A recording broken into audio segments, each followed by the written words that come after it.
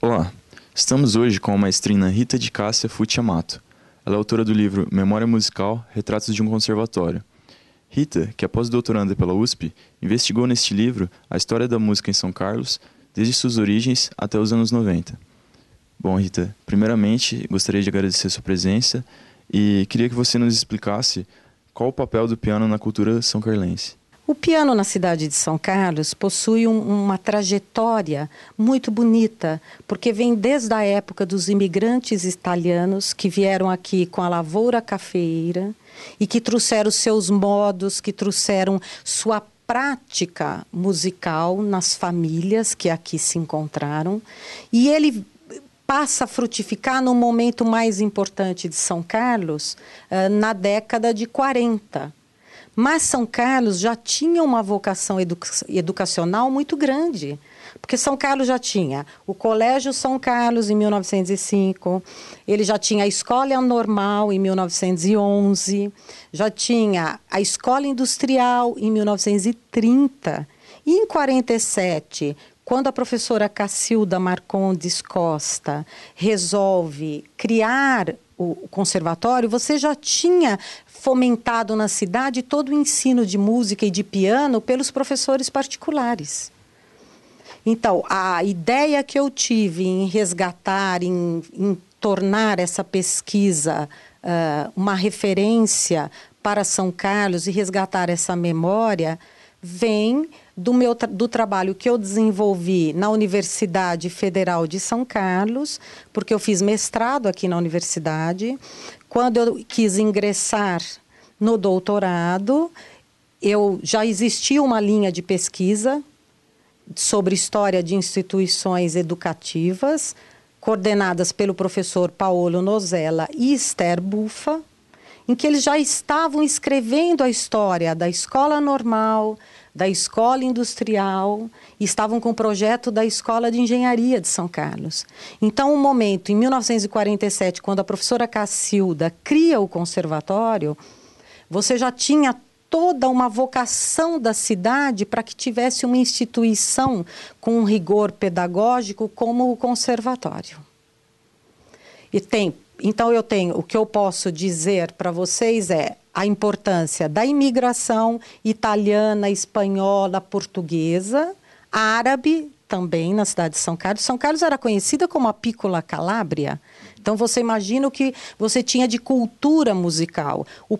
Os pais dos entrevistados, as mães, cantavam, tocavam violino. Então, você tinha uma cidade muito musical que os imigrantes trouxeram. Então, agregado a isso, você tem essa vocação educacional de São Carlos, que pôde proporcionar por tantos anos a manutenção do Conservatório de São Carlos. E como funcionava o ensino de piano no conservatório?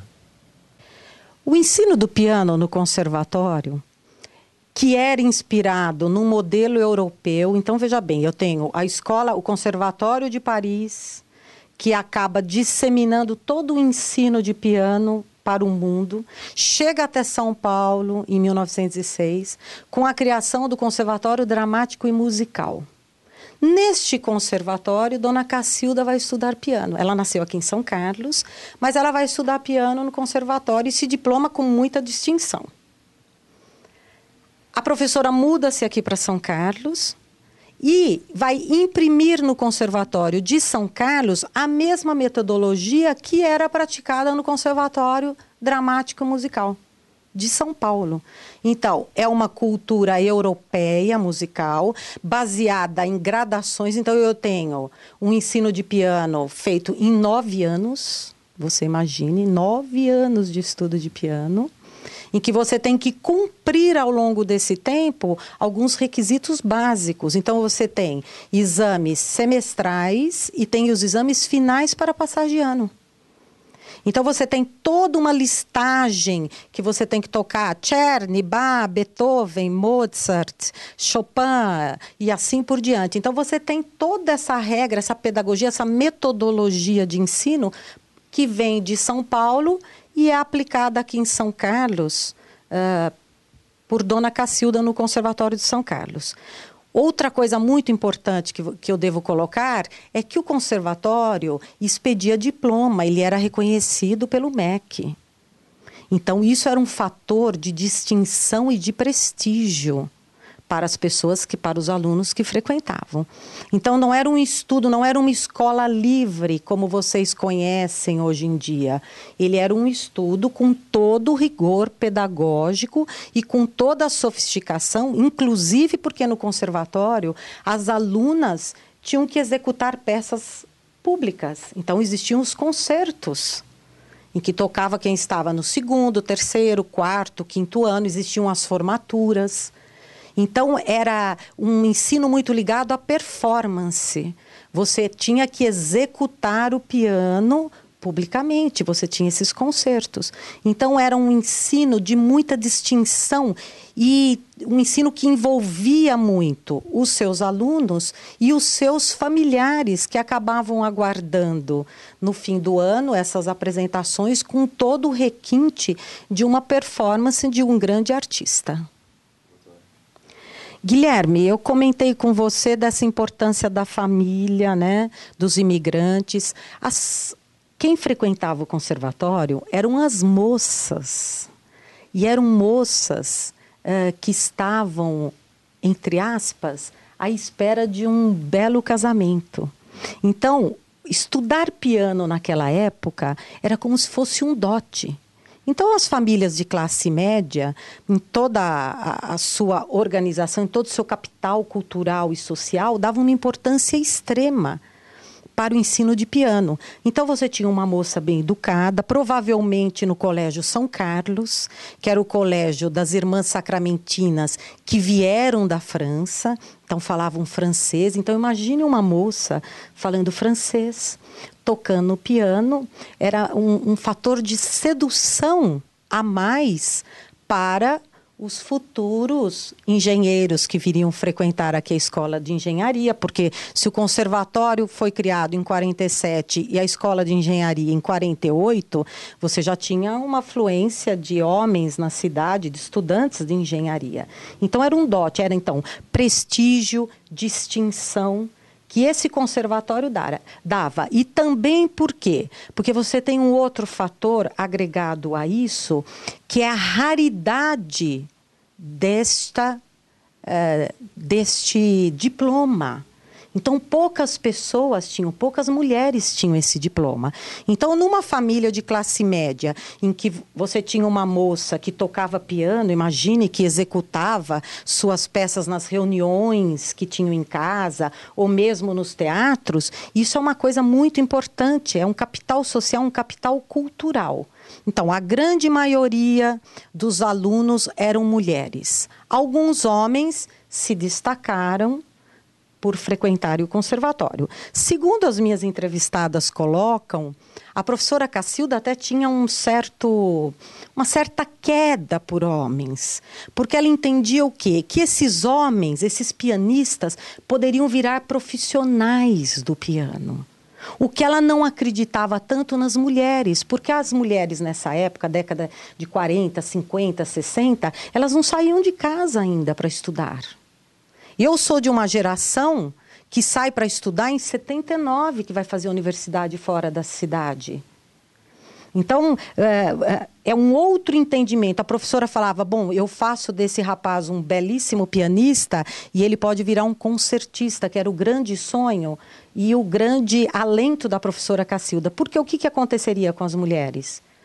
Elas se casariam, deixariam o seu piano em casa.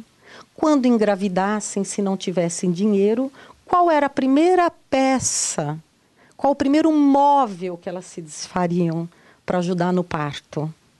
O piano. E o que elas fariam logo após ter um bebezinho no colo? Deixariam de tocar piano e virariam donas de casa, falando francês, tocando piano, apenas na memória delas e de seus familiares. E como eram as apresentações de artistas de fora da cidade? Guilherme, São Carlos viveu uma época áurea de apresentações de grandes pianistas do cenário nacional que vinham tocar aqui na cidade. Nós tivemos uma secretária de cultura, a professora Laines Paulilo, que era muito amiga do governador Laudo Natel. E o governador mandava, quer dizer, eles tocavam em São Paulo e vinham direto para São Carlos. Então nós tivemos o prazer, eu tive o prazer com os meus amigos que foram entrevistados, são pianistas e foram entrevistados deste livro, de assistirmos Roberto Zidon, Jacques Klein, Lídia Limonda, Madalena Talhaferro, o Eleazar de Carvalho vinha com a orquestra dele, a Orquestra Sinfônica do Estado de São Paulo. Então foi uma época de efervescência musical, em que o piano era o foco das atenções e que nos nutria a sonhar com essa performance musical. Então eu me lembro muito bem que o trio Alimonda veio para cá e eu fui chamada ali para entregar as flores para a Lídia Limonda. Então, nós éramos assíduos. O Teatro Municipal era como se fosse uma extensão da nossa casa. Estudávamos piano,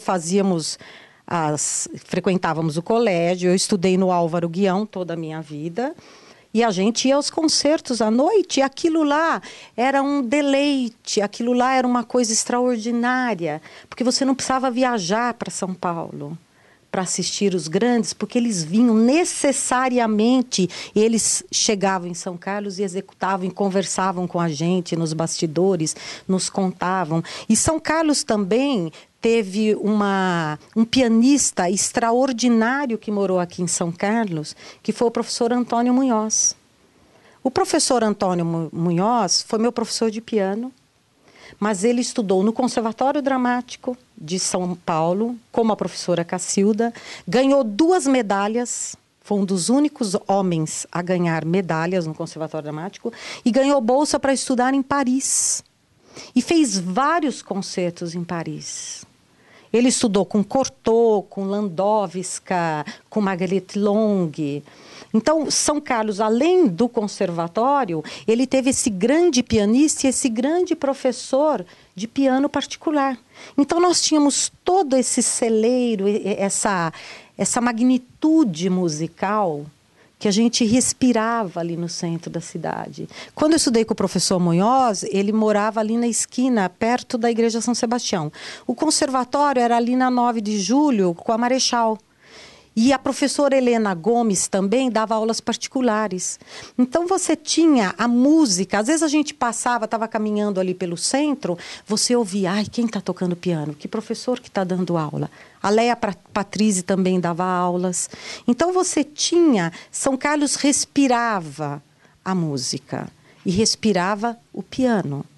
Toda casa de classe média tinha um piano de armário.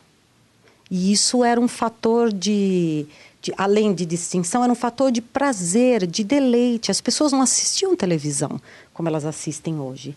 Elas se reuniam para saraus, para discussões literárias e para ouvir música e fazer música.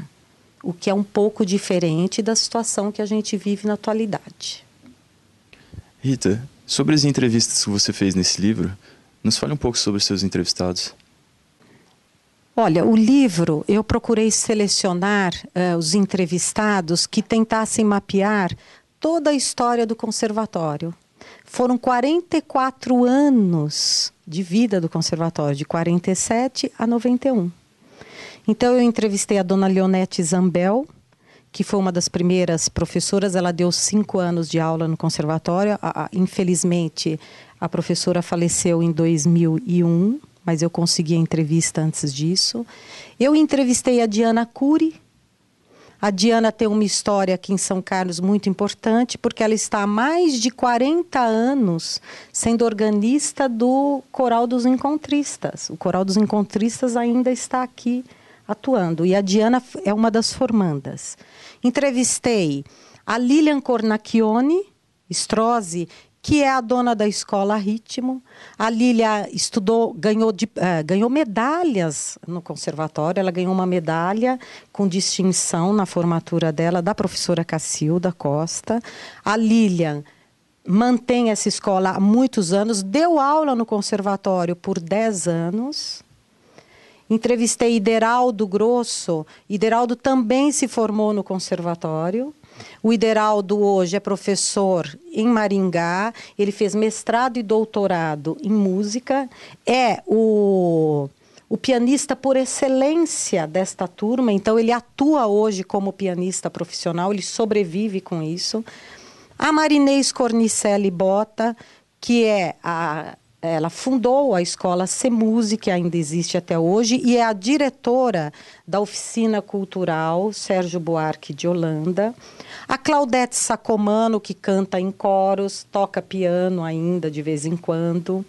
O filho da professora Cacilda, o Oswaldo, também foi um dos entrevistados. O neto da professora Cacilda, o Luciano Fontoura Costa, é professor do IFISC. Ele também toca piano, ele só não esteve presente no lançamento. Então eu tentei, e a Leila Patrícia e a Leia. A família Patrícia é maravilhosa. A Leia dá aula de piano aqui em São Carlos há mais de 40 anos. Então você imagina o tanto de alunos que passou pela Leia, ela ainda atua. A Leila também é uma excepcional pianista, é doutoranda aqui da hidráulica, tocou piano também no evento. Então você tem assim uma história, principalmente José Carlos Galucci Tomé.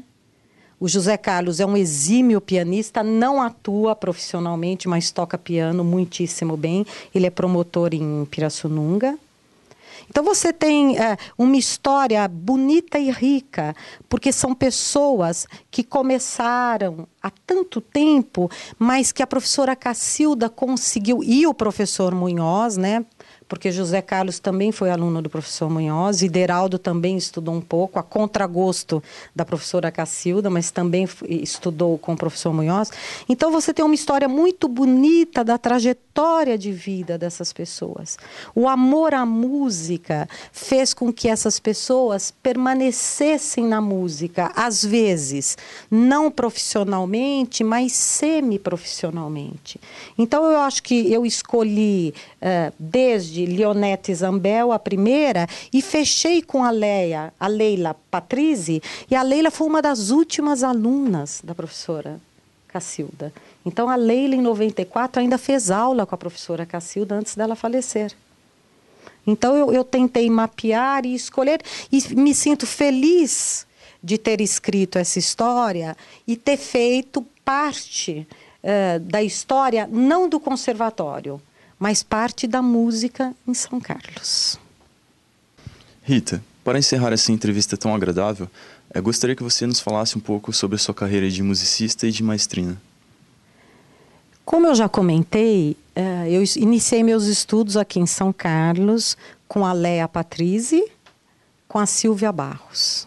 Depois eu comecei a estudar em São Paulo, passei com o professor Munhoz, que muito me honra ter estudado com ele. E depois fui para São Paulo para fazer o Conservatório Dramático e Musical, que era tão famoso na época. Fui estudar com uma professora para me preparar para o dramático. No meio disso, abriram-se as vagas na USP para a graduação em piano. Então, eu me inscrevi no vestibular para piano. Me preparei com o professor Amilcar Zani e acabei não passando na primeira fase da FUVEST, porque eu detestava química. E naquela época você não podia zerar química, e eu zerei química. Mas eu estava com todo o programa pronto para as provas específicas. Tinha prestado biblioteconomia aqui em São Carlos, tinha passado. E em fevereiro uma amiga vai na minha casa e me mostra um jornal que estava escrito: Unicamp abre curso de música, regência. Eu falei, nossa, mas o que é isso? E fui prestar o exame. E fui aprovada na Unicamp. Eu não sabia o que era regência. Mas a Unicamp foi rigorosíssima, porque no vestibular que eu participei, foi uma semana de provas teóricas, feitas pela Unicamp, pelo próprio departamento, e uma semana de provas práticas. Então eu tive que tocar piano, acompanhar fazer música de câmara. Fui entrevistada pelos professores para saber das minhas aptidões intelectuais e musicais. Me lembro que Rubem Alves foi lá dar uma palestra e você tinha que fazer perguntas sobre a palestra dele, para ver se você tinha um entendimento claro a respeito do que ele tinha proferido. Então, você imagina a sofisticação desse vestibular. 2 semanas fazendo provas na Unicamp. Bom, entrei. Entrei como pianista, tocando piano. Ao longo do tempo, como era um curso de 6 anos, período integral, eu acabei abandonando aos poucos o piano. O piano solista, mas não o piano acompanhador e nem o piano para você dar seus ensaios, porque é meu instrumento de trabalho ainda o piano. Então, depois que eu terminei a graduação, quer dizer, no final, antes de eu terminar a graduação, eu voltei a morar aqui em São Carlos e eu criei o Coral Municipal de São Carlos. Eu regi o Coral Municipal por 6 anos. Tive uma assistente maravilhosa, a Miriam Pérsia Mendes, professora da matemática, que infelizmente nos deixou há 6 meses atrás, mas era o meu braço direito, uma voz lindíssima. A Miriam ainda continuou por mais quase 1 ano com o coro municipal. Foi um trabalho muito bonito, muito bem feito, que nós temos no YouTube grandes recordações, grandes momentos. A partir da minha saída de São Carlos, eu já estava em São Paulo, aí eu fui procurar outros conhecimentos. Então, eu fui para a Escola Paulista de Medicina, hoje a Unifesp, e fui entender de voz, e fui estudar canto lírico. Então, eu fiz especialização em fonoaudiologia na Escola Paulista e também fiz aulas de canto com uma das maiores professoras que o Brasil já teve, a Leila Fará, professora que fez toda uma geração de cantores líricos que trabalham até hoje no Teatro Municipal. Quando eu terminei meus estudos em canto e na Unifesp, eu resolvi vir aqui para São Carlos. E quase fiz pós aqui com o professor Vanderlei Banhato. Ele me apresentou, o professor Panepucci, e eu ia trabalhar na ressonância magnética, examinar laringe de cantores. Quando conversamos, o professor Panepucci falou: não posso te aceitar porque você não é da área, você não é graduada numa área afim, você veio da área de música. Foi o mesmo tipo de problema que eu tive na Escola Paulista de Medicina, que eu fiz a Unifesp, fiquei 2 anos na fono e fiquei 4 anos pesquisando a pneumologia.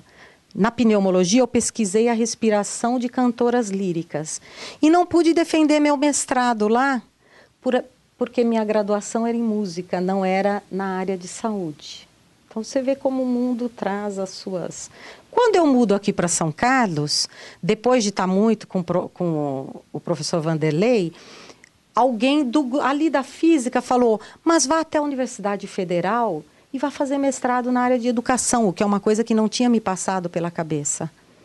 Então, eu tive que fazer todas as disciplinas como aluna especial da área de educação e entrei no mestrado em educação. No meu mestrado, eu escrevi uma obra interessante, não a minha obra é interessante, mas o que eu pesquisei é interessante. Eu achei o Tratado de Música de Santo Agostinho e fui estudar filosofia e escrevi uma dissertação sobre esse tratado que fala de música, Santo Agostinho, que é do século IV. Quando eu acabei, antes de defender em agosto o mestrado, eu já tive que entrar com a proposta de doutorado, que acabou chegando aqui no livro, no Memória Musical. Então, eu tive uma trajetória acadêmica. Nesse período, eu me dediquei realmente como pesquisadora. Eu fui bolsista da FAPESP no doutorado, então a FAPESP não permita que você tenha outras atividades. Eu regi nesse período aí que passou, eu acabei trabalhando no Coral da Metal Leve em São Paulo, no Clube Alto de Pinheiros, trabalhei como professora de técnica vocal na PUC, mas eu tenho uma vocação muito grande acadêmica. Então, eu amo os livros. Além de eu amar a música, eu amo os livros. Qualquer livro que me cai nas mãos é muito bem-vindo. Então, hoje em dia, eu tenho 2 atividades maravilhosas aqui na minha terra, o que não é fácil, você ter atividades em São Carlos, né? Mas eu faço pós-doutorado na ESC, com o professor Edmundo Escrivão, e escrevo, imagine você, sobre o regente como administrador e a organização do canto coral. Então, eu estou sempre na música, eu estou sempre na área que eu passar, e eu estou sempre trabalhando com foco na minha atividade. E tem uma outra atividade magnífica, além dessa pesquisa que eu faço, eu sou bolsista da FAPESP, no pós-doc, eu rejo o Madrigal em Canto. E o Madrigal em Canto é a reunião mais importante que eu tenho na minha vida, porque são meus grandes amigos, são pessoas com vozes magníficas, com almas iluminadas e que têm um amor à música ilimitado. Então, o madrigal é mais do que um madrigal. Ele é a minha família. Ele é o meu jeito de reger, é o meu jeito de fazer música. E eu me sinto muito feliz com essas 2 atividades. Mas continuo a morar em São Paulo, gosto muito da minha cidade de lá também, e venho sempre aqui para São Carlos para ter essas 2 atividades. Rita, mais uma vez, muito obrigado por essa entrevista, que tanto enriqueceu a nossa cultura sobre a história da música em São Carlos. Eu é que agradeço a oportunidade de estar aqui e poder falar da minha cidade e poder contar um pouco de toda essa história esplendorosa musical que eu faço pelo menos parte de um pouquinho. E isso me traz muita alegria. Obrigado, Guilherme.